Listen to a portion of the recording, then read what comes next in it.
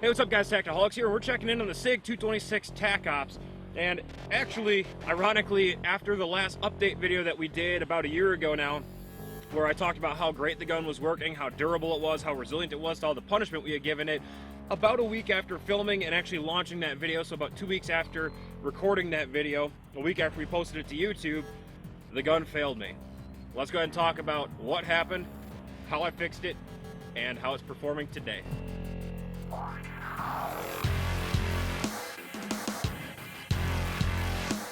So basically what had happened was at the last review or video update that we had on the TacOps, you guys saw me drop it into a bunch of snow and, you know, run over the thing. I mean, it got shot really hard that day, as it typically gets shot really hard every day. And I took it home. I didn't really clean it up or anything, just kind of left it in a range bag. About a week after doing so, I took the gun out to shoot with some friends, and I noticed that the double action trigger seemed to be binding up pretty bad. And instead of tipping the scales around 10 pounds, 10.5 pounds, it felt to me like it was a bit over probably 16, 17 pounds.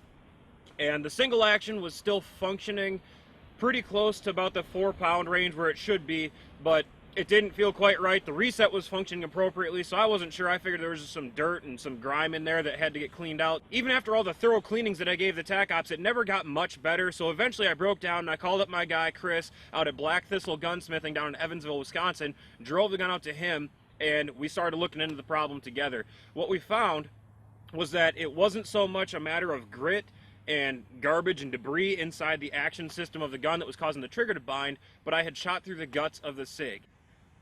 Yeah. So the TacOps has had several thousands of rounds through it in the few years that I've had it. I've cleaned it maybe 10 times in probably 4 years, going on 5 years now. Really not very nice to the gun, and it's never had a performance issue before due to lack of cleaning or anything like that.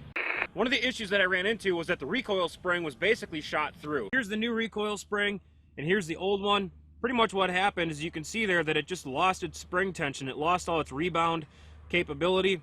And we're looking at, you know, just about an inch shorter on the old spring than the new spring here. And that's just from punishment and from, you know, losing its ability to fully rebound like it should. So that's going to transfer a lot of energy and a lot of punishment into the frame of the gun. We didn't want that happening.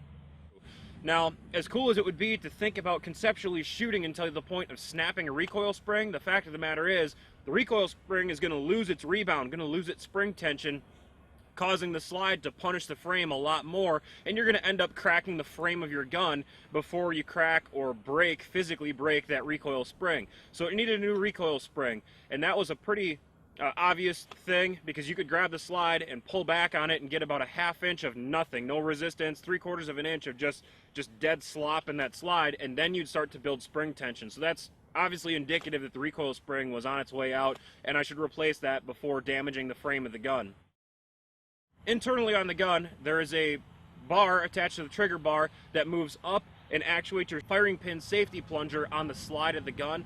And I had shot the gun so much that Chris said that I was actually shearing off the metal and wearing that bar down so much that it was increasing the angle needed to actuate that safety plunger, which was giving me my increased trigger weight. We set the gun up in a vise and hooked up his trigger gauge to it, and we were tipping out, we were actually maxing out the trigger gauge somewhere around 18 pounds in double action and somewhere about 5.5 to 6 pounds single action. So we had added so much weight just because of the, again, that change in angle of the trigger bar hitting that safety plunger. I felt pretty good about shooting through the guts of a Sig. I mean, that takes a long time. They're very robust guns, very bulletproof, indestructible guns on the inside. This gun has had several thousands and thousands of rounds through it, very, very hard life. And eventually, even those metal components inside the gun are going to start to wear down. So what Chris did for me was put an entire new spring kit in, upper and lower. All the springs have been replaced. When I went out to pick the gun up, we threw it back on the vise and gave it a trigger pull gauge test. And it's a little bit heavy right now. Some things need to be kind of scuffed in and scrubbed together. It's not a break-in period. The thing is running reliably just fine right now, but the trigger pull is currently a little bit heavier standing than what it will be after, I'm guessing, probably about 1,000 rounds. We'll put a few hundred out today, and I'm going to kind of monitor the status of that. But I'm anticipating roughly 1,000 rounds into this whole break-in process, it should be back down to 10 and 4 pounds double single action. Currently, we're tipping about 11 and about 4.5. So Chris said that, you know, the more those components start to scrub into each other and kind of wear themselves in and get broken in a little bit, the trigger pull weight is going to fall back down to right where it needs to be. So when I dropped the TacOps off at Black Thistle, I put up a picture on Facebook of it, letting you guys know that the Sig was off to the doctor to get fixed, and that, you know, all the springs inside the gun were going to have to get replaced. And I got a lot of questions on whether or not I was going to do any modifications or any upgrades or enhancements, you know, spring lightning, stuff like that. And the answer is no, I didn't. I just put stock parts back in the gun. And the reason that I did that is because I've shot a lot of Sigs with different mainsprings and different internal enhancements, and in my opinion, if it's a competition gun, that's a little bit more appropriate, because, you know, you're custom tuning your loads and stuff like that. But for a defensive gun that I carry quite a bit, I didn't want to sacrifice any potential performance and reliability out of the gun, and I've never had a problem with any brand or any grain weight of ammunition that I've shot through the TacOps, and I wanted to be able to maintain that performance and that reliability.